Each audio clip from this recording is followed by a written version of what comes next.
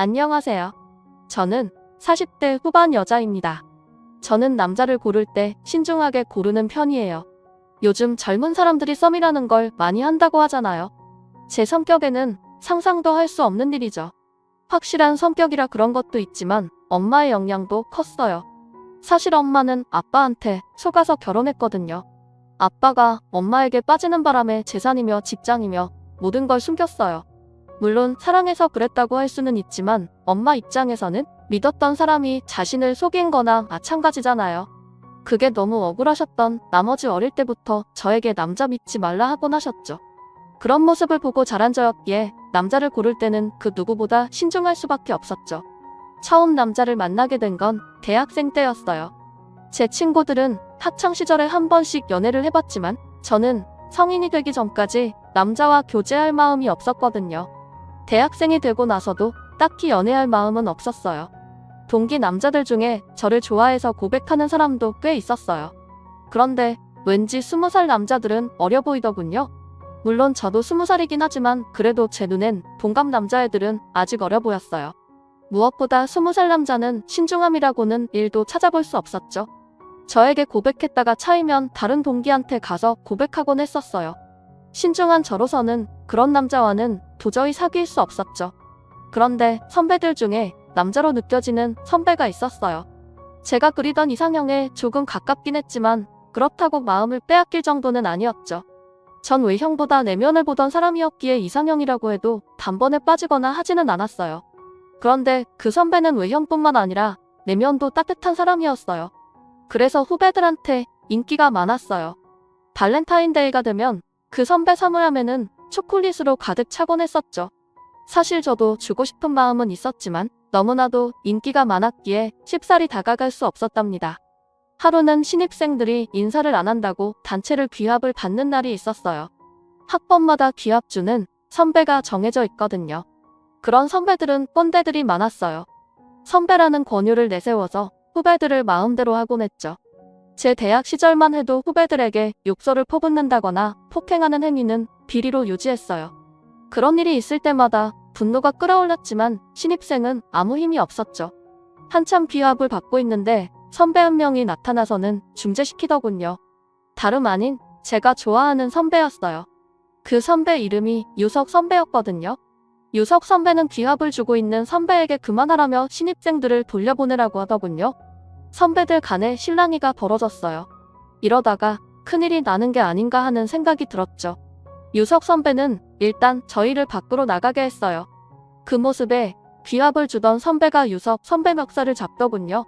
순식간에 손을 낚아채더니 귀합 주던 선배를 내려 꽂아버렸어요. 바닥에 쓰러진 선배는 꼼짝을 못하더군요. 유석 선배는 다시 한번 신입생들을 괴롭히면 가만 안 둔다며 이 시간 이후로 귀합을 없앨 거라고 했어요. 그 모습에 저뿐만 아니라 다른 학생들도 모두 반해버리고 말았죠.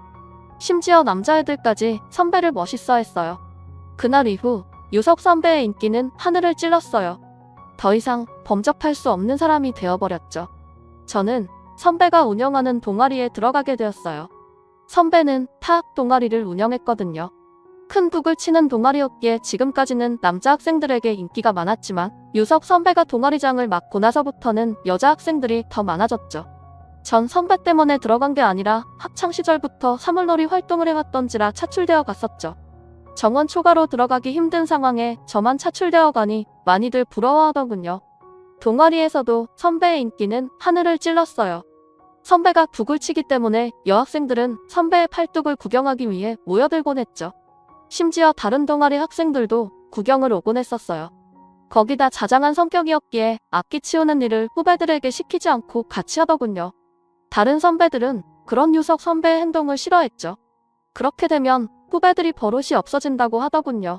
그렇지만 유석 선배는 그런 반응을 전혀 신경 쓰지 않았어요. 하루는 동아리 회식이 있던 날이었어요. 모두들 유석 선배 옆에 앉기 위해 혈안이 되어 있었죠. 전 그 경쟁에 끼고 싶지도 않았어요. 물론 선배 옆에 앉고 싶은 마음은 있었지만 대학 입시보다 치열했기 때문에 마음을 접을 수밖에 없었어요. 그런데 선배는 저더러 옆에 오라고 하더군요.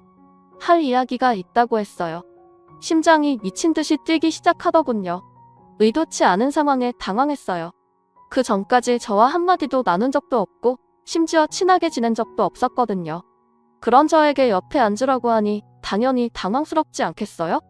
전 모두의 시세를 받으며 선배 옆에 갔어요. 너 유선이 맞지? 나랑 이름이 비슷해서 쉽게 외워지더라고. 불편하게 있지 말고 편하게 있어. 혼내려고 부른 것도 아닌데 왜 이렇게 긴장을 해? 기합 주는 것 같이 보이잖아. 칭찬하려고 부른 거니까 긴장 풀어도 돼. 지켜보니까 내가 확실히 다른 친구보다 실력이 좋더라고. 어릴 때부터 해서 그런지 기본기가 탄탄한 게 느껴져. 그래서 말인데 동아리 부장 한번 해보는 건 어때? 조금 이르긴 한데 실력이 좋으니까 충분히 잘 해낼 것 같아서. 내가 해주면 든든할 것 같은데 해줄 거지? 평소 동아리에 애정이 있었기에 받아야 할 이유는 없었죠. 무엇보다 선배가 저를 쭉 지켜봐왔다는 말을 혹 해버렸어요. 저를 좋게 보고 있다는 말이잖아요. 그렇게 전 부장이 되었어요. 그 이후로 선배와 붙어 다니는 일이 많아졌죠. 자연스럽게 가까워졌어요.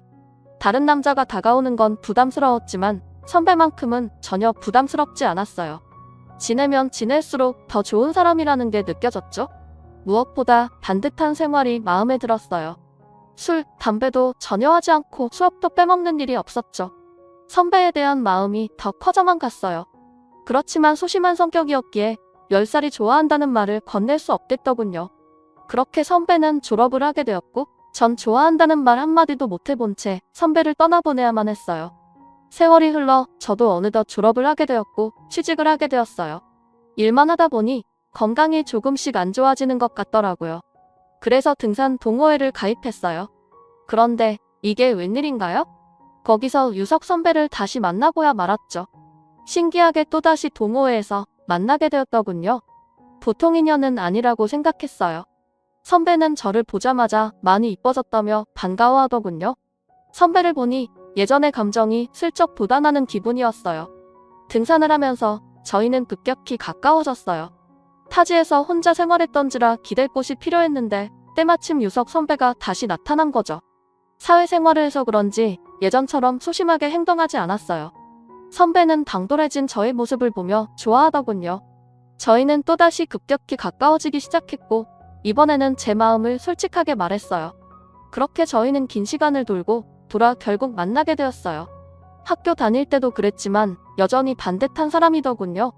그런데 조금 이상한 부분이 있었어요. 유독 엄마를 많이 챙기더군요. 데이트하는 도중에는 엄마하고 통화를 하더군요. 처음에는 그 모습이 보기 좋았어요. 엄마와 친하게 지내는 아들의 모습이 보기 좋잖아요. 그런데 제가 생각했던 것보다 너무 자주 연락을 하는 거예요. 결혼까지 생각하고 있었기에 그 모습이 조금 불편하긴 했지만 그렇다고 뭐라 할 수 있는 건 아니잖아요. 결혼하면 괜찮아지겠거니 하고 넘겼어요. 그렇지만 아직까지는 결혼에 대한 확신이 없었어요. 남자친구가 얼마를 버는지도 자세히 몰랐거든요. 저보다는 잘 버는 것 같았지만 왠지 모르게 수입을 숨긴다는 생각이 들었어요. 결혼하기 위해서는 무엇보다 경제적인 부분을 공유하는 것이 중요하잖아요. 하루는 남자친구가 조금 이상하더군요. 좋은 식당을 예약했다며 마치고 저녁을 먹자고 했어요. 누가 봐도 프로포즈를 위해서 예약한 식당 같았어요. 전 속아주는 척을 했죠. 왠지 모르게 내심 기대가 되더군요. 아니나 다를까 제 생각대로 프로포즈를 하더군요. 멋지게 반지를 꺼내면서 결혼을 해달라고 하더군요. 속으로는 기쁘지만 겉으로는 너무 기뻐하진 않았어요. 그런데 아무리 봐도 반지가 너무 비싸다는 느낌이 들었어요. 제가 생각하는 범위의 가격이 아닌 것 같더군요. 물어봐야 할지 말아야 할지 고민을 하다 결국 물어봤어요. 오빠 그런데 이거 반지 비싼 걸로 알고 있는데 얼마야? 너무 무리한 거 아닌가 싶어서. 내 성격 알잖아. 이런 비싼 거 필요 없는데. 괜히 내 생각해서 그런 거면 다른 거라도 상관없어. 걱정하지 마. 내가 이 정도 반지 해줄 능력 없는데 결혼하자고 했겠어? 비싸긴 해도 충분히 내가 감당할 수 있는 금액이니까 부담스러워하지 마. 설마 부담스럽다고 결혼 안 하고 그러는 건 아니지? 결혼을 할 사이인데 얼마나 버는지는 알아야 할 것 같아서 물어봤어요. 오빠 결혼까지 약속한 사이면 대충 얼마 버는지는 다 알잖아. 그런데 난 오빠가 얼마 버는지 모르거든. 반지 사는 거며 하고 다니는 거 보면 내가 생각하는 것보다는 훨씬 많이 버는 것 같다는 생각이 들어서. 도대체 얼마를 벌면 그런 반지를 살 수 있는 거야? 너 지금 나 의심하는구나? 충분히 그럴 수 있지. 일반 회사원 치고는 내가 좀 많이 쓰긴 해. 그런데 걱정할 필요 없어. 나쁜 짓 한 것도 아니고 내 돈으로 한 거니까. 사실 비트코인으로 크게 벌었거든. 회사 다니며 모은 거랑 엄마가 준 거랑 해서 투자를 했는데 생각보다 수입이 크게 났어. 그러니까 너무 걱정하지 않아도 돼. 뭐? 오빠 원래 그런 거 하는 성격 아니었잖아. 그냥 투자한 건데 그런 성격이 따로 있나? 돈 벌고 싶은 사람은 누구나 그럴 수 있는 거지. 너무 위험하게 생각하지 마. 불법도 아니고 이걸로 돈 버는 사람 많다니까. 그리고 난 안정적이게 하고 있어서 걱정 안 해도 돼. 지금까지 잃은 적 한 번도 없어. 내 친구들 중에서는 딴 사람 아무도 못 봐서 그런 거지. 결혼하고는 안 했으면 좋겠어. 난 개인적으로 그런 건 딱 질색이야. 알겠어. 결혼하면 안 할 테니까 걱정 말고 행복하게 살 고민만 해. 비트코인이 불법은 아니지만 불안하긴 하잖아요. 그리고 결혼하고는 다들 안정적이고 싶잖아요. 남편이 비트코인을 한다면 좋아할 부인이 어디 있겠어요. 결혼을 하면 절대 손재지 않을 거라는 확답을 받아낸 뒤 저희는 결혼을 하게 되었습니다. 생각보다 신혼집 구하는데 어려움을 겪었던지라 잠시 동안은 오빠가 살던 집에 머무르기로 했어요. 좁은 집에 같이 살다 보니 불편한 점이 한두 가지가 아니더군요. 어서 빨리 집을 구해 나가야겠다는 생각뿐이었어요. 그런데 오빠는 집을 구할 생각이 전혀 없어 보이더군요. 거기다 하루 종일 핸드폰만 만지고 있었죠. 제가 알던 옛날의 모습이 아니었어요. 같이 있을 때나 밥을 먹을 때도 온통 핸드폰만 바라보고 있었어요. 하루는 핸드폰을 뺏어봤죠. 제 생각대로 비트코인을 하고 있다군요. 결혼 전 하지 않겠다는 약속을 어긴 것이었죠. 오빠, 내가 이거 하지 말라고 했지. 결혼하자마자 약속을 어기면 어떡해. 이런 사람인 줄 알았으면 진작에 결혼 약속하지 않았어. 원래 이런 사람 아니었잖아. 도대체 비트코인이 뭐라고 사람을 이렇게 만들어 놓는 거야. 유선아, 걱정 마. 이번 상승만 끝나면 바로 뺄 거야. 내가 혼자 좋으려고 이러는 줄 알아? 우리 신혼집은 남부럽지 않은데 가야 할 거 아니야. 이번만 잘 버티면 좋은 아파트 장만할 수 있으니까 걱정 말고 조금만 기다려줘. 이것만 끝나면 절대로 안 할게. 맹세한다니까? 미쳤어? 거기 우리 신혼집 돈까지 다 넣었다는 거야? 거기 오빠 돈만 있는 거 아니잖아. 도저히 못 참아. 어서 빼. 당장 그 돈 안 빼면 나 오늘이라도 이혼할 수 있어. 내가 무슨 도박을 하는 것도 아니고 왜 그러냐? 그리고 지금까지 한 번도 잃은 적 없다고. 난 항상 안전하게 하니까 잃을 거 없어. 흥분 가라앉히고 한 번만 딱 믿어주라. 내가 보기에는 내가 너무 세상 물정을 모르는 것 같아. 요즘 같은 시국에 코인 안 하는 사람이 어디 있냐? 그러지 말고 이번 한 번만 딱 눈 감아주라. 어떻게 해서든 원금은 안 잃게 해놨으니까 걱정 안 해도 돼. 원금은 건칠 수 있다는 말에 혹하더군요. 결국 저는 조금 지켜보기로 결심했죠. 원금만 잃지 않는다면 나쁜 장사는 아니라고 생각했거든요. 어쩔 수 없이 지켜보기로 마음먹었죠. 그러던 어느 날 퇴근 시간이 지났는데도 들어오질 않더군요. 연락을 해도 받지 않았어요. 밤늦게 되도록 아무 소식이 없더라고요. 점점 불안해지기 시작했어요. 남편과 연락이 닿을 수 있는 사람은 모조리 다 해봤지만 아무도 남편의 행방을 아는 사람은 없었어요. 불길한 예감이 들더군요. 머릿속을 스쳐 지나가는 생각이 하나 있더군요. 바로 코인이었죠. 혹시나 코인이 잘못되는 바람에 남편이 나쁜 마음을 먹지 않을까 생각했어요. 경찰에 신고를 해야 할지 말아야 할지 망설여지더군요. 그렇게 아침까지 이러지도 못하고 저러지도 못한 채 발만 동동 굴렀어요. 그때 시어머님께서 전화가 오셨어요. 유석이 지금 우리 집에 와 있어. 너무 걱정하지 말거라. 술이 떡이 돼서 들어와서는 한참을 울더라고. 이놈이 글쎄 신혼집 장만해야 하는 돈을 비트코인으로 다 날렸다지 뭐냐? 도저히 너한테 말할 용기가 없어서 날 찾아와서 도와달라며 한참을 매달리다 이제 겨우 잠들었어. 어쩌겠냐? 이렇게 된 거 받아들일 수밖에. 신혼집은 내가 알아서 장만해 줄 테니 유석이 너무 혼내지 말고 액땜했다고 생각해. 한두 푼도 아니고 그 큰 돈을 액땜했다고 생각하는 게 말이 되는 건가요? 너무나도 큰 배신감에 당장이라도 이혼을 하고 싶은 마음이 생기더군요. 남편은 제가 예전에 알던 성실한 사람이 아니었어요. 코인을 하면서 돈을 아주 쉽게 보더군요. 진지하게 알아보고 결혼하지 말았어야 하는 건데. 그래도 다행히 살아는 있더군요. 사람이 불안해지니까 오만같이 생각을 하게 되더군요. 혹시나 남편이 돈을 잃고 극단적인 선택은 한 게 아닐까라는 생각을 했어요. 다행히 최악의 경험은 면했죠. 조금 있다 남편이 들어오더군요. 제 눈을 마주치지 못했어요. 땅만 보고 있더군요. 마음 같아서는 한 대 후려치고 싶었지만 너무나도 참담한 표정을 하고 있는지라 오히려 연민이 느껴지더군요. 남편은 무릎을 꿇더니 여보 미안해. 내가 잘못했어. 진작에 여보 말을 들었어야 하는 건데 이렇게 될 줄은 정말 몰랐어. 친구놈이 이번에는 꼭 된다고 하길래 앞으로는 절대 이런 일 없을 거야. 목숨 걸고 맹세할게. 한 번만 봐줘 제발. 얼굴이 하얗게 질려서 빛난 남편을 보니 짠한 마음이 생기더군요. 이놈의 정이 뭔지 어쩌겠어요. 이혼할 수도 없는 노릇이고 거기다 어머님께서 지불해주신다고 하니 참고 넘어가야 되지 않겠어요. 남편에게서 각서를 받아내고 사건은 일단락되었어요. 그날이 온 남편은 다시 예전처럼 돌아왔어요. 빨래며 청소며 뭐든 자기가 도맡아서 하더군요. 그렇지만 좁아터진 집구석에서 단둘이 지내게 되니 계속 코인으로 날린 돈이 생각나더군요. 그런데 다행히도 시어머님께서 정말 집을 구해주셨어요. 사실 말로만 그러시는 줄 알았는데 정말 집을 구해주셨더군요. 어찌나 감사하던지 몸둘바를 모르겠더군요. 물론 남편이 날린 돈이라 시댁 쪽에서 책임을 져주는 게 당연하다고 생각해 줄 수 있겠지만 그게 어디 쉬운 일인가요? 능력이 된다고 한들 그러기엔 쉬운 일은 아니라고 생각했어요. 남편만 아니었어도 시어머님께 미안한 마음을 안 느껴도 되는 건데 왠지 모르게 빚을 진 느낌이 들더군요. 그런데 한 가지 걸리는 부분이 있었어요. 집 명의가 시어머님 이름으로 되어 있었거든요. 결혼하면 남편과 공동 명의로 된 집에서 살기 위해 돈을 악착같이 모았는데 제 이름으로 된 집 하나 장만하지 못했다는 사실이 서글프기만 하더군요. 거기다 한 가지 걸리는 점이 또 있었죠. 시어머님은 시댁과 걸어서 10분 정도 거리에 집을 장만해 주셨어요. 너무나도 불편한 거리였죠. 왠지 일주일에 한두 번씩은 꼭 들려야 할 것 같은 기분이 들더군요. 모든 것이 제 상상과는 다르게 흘러갔어요.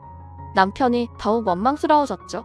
그러던 어느 날 퇴근 후 제가 먼저 집에 들어오게 되었는데 누군가 집안에 있더군요. 남편과 방금 통화했을 때만 해도 회사라고 했었거든요. 전 도둑이 든 줄 알았죠. 그런데 현관에 신발을 보니 어머님 신발이지 뭐예요. 어머님 어떻게 들어오셨어요? 어떻게 들어오긴 아들한테 비밀번호 물어보고 들어왔지. 오늘따라 엄마가 해준 갈비찜이 먹고 싶다며 해놓고 가라지 뭐냐? 유석이가 내가 해준 음식이 입맛에 안 맞는가 봐. 그 애가 어릴 때부터 워낙 입맛이 까다로웠거든. 나 말고 다른 사람이 해주는 음식 일체 먹지도 않았다니까?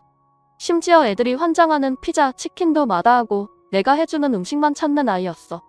결혼하면 어쩌려나 걱정했는데 다행히 별말 없어서 마누라 음식이 입맛에 맞는가 보다 생각했는데 그게 아니다구나. 여태껏 참으면서 살았다지 뭐야. 내가 해준 음식이 맛없어서 그런 게 아니고 그 애 입맛이 워낙 까다로워서 그런 거니까 너무 신경 쓰지 마라. 그리고 너도 일하는데 제대로 밥할 시간이 어딨냐? 내가 가끔씩 와서 밥 차려주고 갈게. 부담될 생각 없다. 그냥 너희 없을 때 잠시 왔다 갈 거니까 너무 신경 쓰지 말거라. 대한민국 어떤 며느리가 이런 상황에 신경을 쓰지 않을 수 있겠어요. 순간 남편이 미워지더군요. 전 남편이 들어오자마자 한 소리 했어요. 아니, 어떻게 한마디 상의도 없이 이럴 수 있어? 집 청소도 제대로 안 해놨는데 어머님이 빨래까지 다 하셨단 말이야. 도대체 나를 얼마나 못난 며느리로 만들어야지 속이 풀리겠어. 결혼한다면 달라진다는 말이 당신한테는 예외일 줄 알았는데 당신도 똑같은 남자였구나. 가면 갈수록 실망이다. 어떻게 해서든 어머님 못 오게 해. 내 음식이 입맛에 안 맞으면 그냥 시댁으로 가서 밥을 먹고 와. 그럼 될 거 아니야. 이런 거 가지고 트집을 잡고 그러냐? 우리 없을 때 엄마가 잠시 와서 살림 도와주겠다는데 뭐가 불만이야. 그리고 당신도 퇴근하고 밥하는 거 귀찮아했잖아. 내가 해준다고 하면 맛없다고 안 먹는다고 하고. 잘 된 거 아니야? 엄마 음식이 얼마나 맛있는데. 당신도 우리 엄마 음식 좋아했잖아. 문제될 게 뭐가 있어? 처음이라서 불편한 거지. 몇 번 하다 보면 당신도 편해질걸? 너무 얄밉다군요. 결혼하고 나서부터 계속 얄미운 질문 골라서 하더군요. 자기야 자기 엄마니까 편하겠지만 저는 절대 편해질 수 없었어요. 아무리 잘해주신다고 해도 편해질 수 없는 부분이었죠. 그날 이후 시어머님은 시도 때도 없이 집을 방문하셨어요. 전 언제 시어머님이 오실 줄 모른다는 불안감에 편히 집에 있을 수 없었어요. 하루는 어머님께서 저희 집에서 보낸 김치를 드시고는 이거 사돈이 직접 담그신 거니? 액젓을 조금 많이 넣는 스타일이신 것 같네? 유석이는 이런 거 잘 못 먹거든. 너는 어차피 김치도 잘 안 먹는 것 같다구만. 이제부터 사돈한테 김치 보낼 필요 없다고 해라. 이제부터 내가 다 담글 테니 걱정할 거 없다. 너 저번에 내가 해준 김치 맛있다며 담그는 법 좀 알려달라고 하지 않았냐? 이제 집도 가까우니 굳이 알려줄 필요 없이 내가 담가서 가져다 주마. 바깥이라면 김치 안 담아도 돼. 힘들고 시간 낭비야. 제가 김치를 잘 먹는 편은 아니지만 그래도 가끔씩은 먹거든요. 시엄마 김치는 예의상 맛있다고 한 거지 제 입에 맞는 건 친정엄마가 해준 김치였어요. 그런데 어쩌겠어요. 어머님이 저렇게 말씀하시니 안 된다고 할 수도 없는 노릇이잖아요. 김치는 그렇다 치지만 점점 다른 것에도 손을 대기 시작했어요. 하루는 퇴근을 하고 돌아왔는데 가구 구조가 바뀌어 있다군요. 어머님, 이게 무슨 일이에요? 이거 이렇게 놓으면 더 불편한데. 집에서 작업 편하게 하려고 일부러 침대 옆에 책상 놓은 건데 작업하다 자보면 바로 침대로 누울 수 있게 한 거거든요. 책상은 창문을 바라보고 놓는 게 좋은 거래. 탁 트인 경치를 바라봐야지 좋은 기운이 들어온다는구나. 방에서는 잠만 자고 책상은 이곳으로 빼는 게 훨씬 보기 좋아. 잠자는 곳인데 옆에 지저분하게 그게 뭐니? 선들도 엉켜있고. 내가 정리하는 애는 기똥차게 하거든. 바깥일이랑 마찬가지로 집안 살림도 계속해야지 느는 거야. 그건 알겠는데요. 그래도 여기는 제가 생활하는 공간이잖아요. 무엇보다 제가 편한 게 우선인데 이러시면 어떡해요. 집이 남한테 보여주는 공간도 아니고 자기 편하자고 사는 공간인데 이렇게까지 하시는 건 아니라고 봐요. 내가 지금 나조차고 이러는 줄 아니?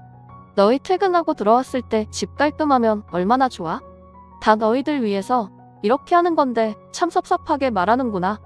정 마음에 안 들면 내가 다시 다 바꿔놓으마. 그럼 되는 거지? 아니에요, 어머님. 제가 좀 신경이 날카로웠나 봐요. 다시 보니 어머님께서 해놓으신 게 훨씬 깔끔하게 보기 좋은 것 같네요. 고생 많으셨어요. 그래도 다음에 이런 일 하실 때는 상의 한 번만 해주세요. 어머님이 워낙 서운해하시길래 넘어가긴 했지만 이게 서운해할 일인가요? 누가 봐도 시어머님이 너무 과한 행동을 한 게 아닌가요? 사실 시어머님이 이렇게까지 하는 데는 이유가 있었어요. 시아버님이랑은 이혼을 하시고 혼자서 지내셨거든요. 제가 생각하기에는 집을 해주신 것도 홀로 지내는 게 외로워서 그러신 것 같아요. 그렇지만 이건 해도 너무한 거 아니겠어요? 요즘 같은 세상에 이러는 시엄마가 어디 있겠어요. 남편에게 말해봤지만 얼마나 자기 엄마를 지극정성으로 생각하던지 저더러 이해하라고 하더군요. 연애 때 진작에 알아봤어야 하는 건데 엄마에게 지극정성인 남자들은 부인을 힘들게 한다고 하잖아요. 옛말은 하나도 틀린 게 없다는 생각이 들더군요. 안 그렇겠어요.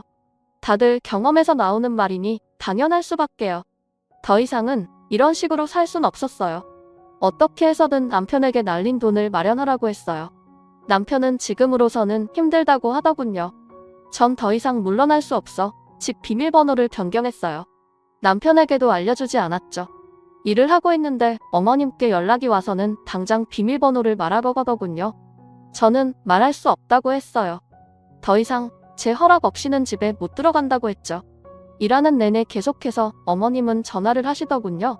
전 일부러 받지 않았어요. 퇴근 후 집에 들어갔을 때 전 경악을 금지 못했어요. 어머님이 집에 들어와 계시더군요.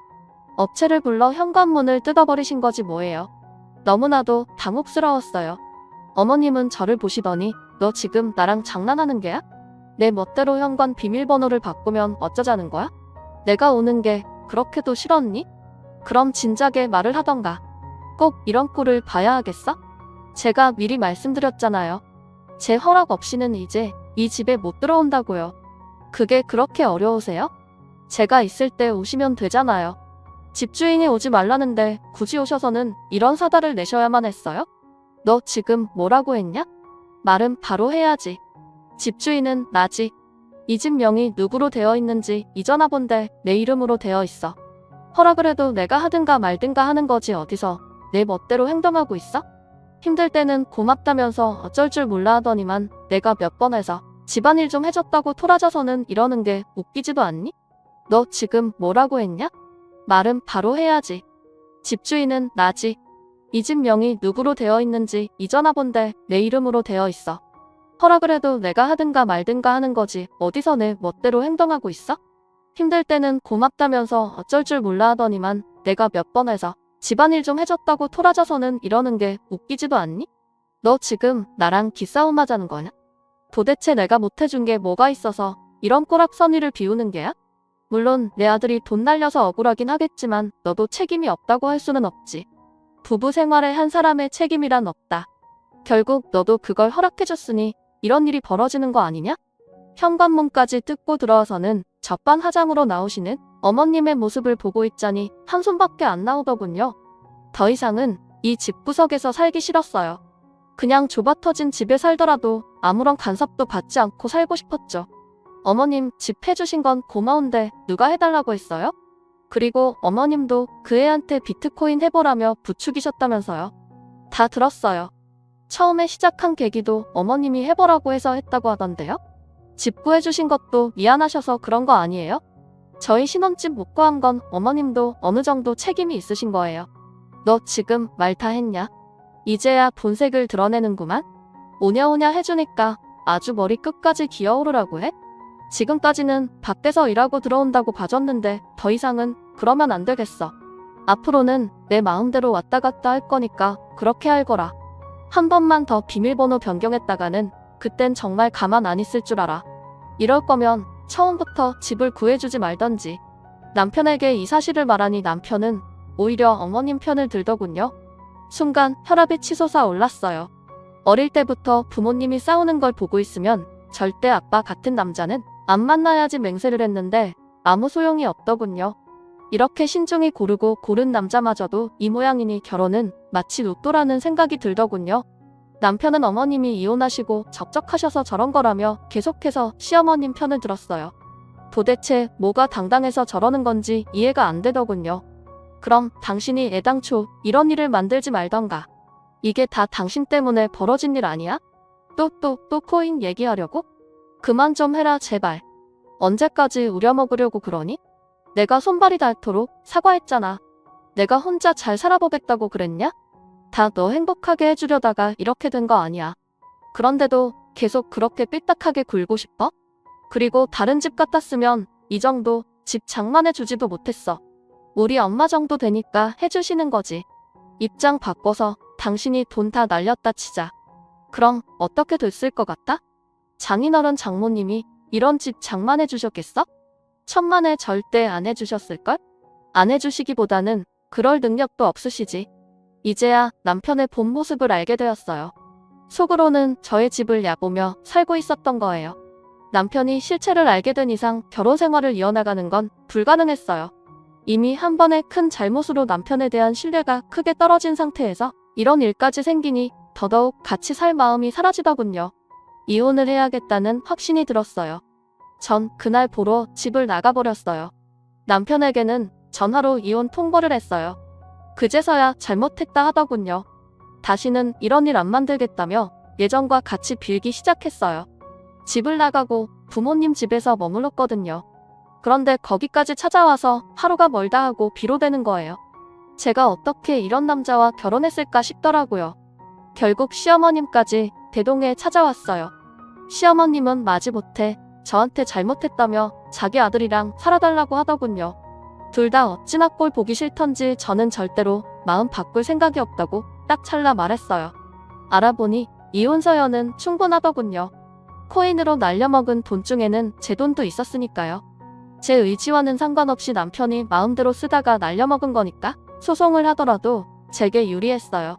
심지어 그 금액까지 돌려받을 수 있다고 하더군요. 결국 저는 소송에 들어갔어요. 남편은 법원 앞에서까지 무릎 꿇고 빌더군요. 시어머님도 집을 제 명의로 해준다며 제발 이혼하지 말고 자기 아들과 같이 살아달라고 하더군요. 시어머님도 이혼을 하셨기에 아들만큼은 그런 꼴 당하게 하기 싫었나 봐요. 그러거나 말거나 이미 돌아선 제 마음은 그런 사사로운 감정에 흔들리지 않았죠. 결국 저는 남편과 이혼을 하게 되었고 날려먹은 제 돈까지 다시 찾게 되었어요. 속은 후련했지만 이혼을 하고 며칠 동안은 생송생송하더군요. 당연히 그렇지 않겠어요. 아마 이혼을 하신 분이라면 제가 무슨 말을 하는지 다 아실 거예요. 그렇다고 해서 절대 후회하지는 않아요. 단지 가끔씩 공허함이 몰려올 뿐이죠. 그 공허함을 극복하기 위해 취미생활을 시작했어요. 예전부터 손으로 만드는 걸 좋아해서 가죽 공방을 시작했죠. 그런데 생각보다 적성에 너무 잘 맞는 거예요. 거기다 손재주도 좋아서 그런지 지인들에게 선물을 하면 더 만들어달라고 부탁을 하는 사람까지 생겼어요. 그런 제 능력을 살려서 지금은 자그마한 공방을 차려서 운영하고 있답니다. 얼마나 행복한지 몰라요. 그리고 전 남편이랑은 같은 대학이다 보니 가끔 소식을 듣게 되거든요. 들려오는 소문에는 아직도 정신을 못 차리고 코인을 한다고 하더군요. 대학 동기들 중에는 돈을 빌려줬다 못 받은 사람도 있다고 하네요. 그런 소식이 들을 때마다 이혼하길 100번 1000번 잘했다는 생각밖에 안 들더군요. 그러거나 말거나 이제 남일이니 신경 쓸 필요 있겠어요. 저만 행복하면 장땡이죠. 아무튼 전 지금의 생활에 너무 만족하며 지내고 있어요. 이 행복을 지키기 위해 그 누구보다 최선을 다해 살고 있습니다. 돌싱이라고 의기소침해지지 말고 저처럼 모두 행복한 삶을 찾았으면 하는 바람입니다. 오늘의 사연은 여기까지입니다. 감사합니다.